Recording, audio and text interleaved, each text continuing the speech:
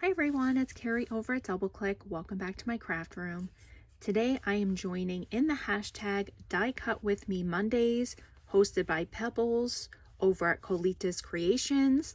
I will be sure to link her channel down below. She has an open collab going on where you can share the die cuts that you're working on.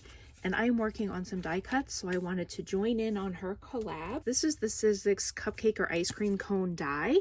And I did pick this up, I think it was either a yard sale or a Goodwill. So what I did was I did die cut a few of them out, and you do have to paper piece these together. I wasn't happy with how kind of flimsy it was. So what I ended up doing was I ran the die cuts that I made and I made a copy of it on my printer. And so I did make 4 of them, and these are the copies. I have no idea why my printer does this. It's super annoying, but anyway.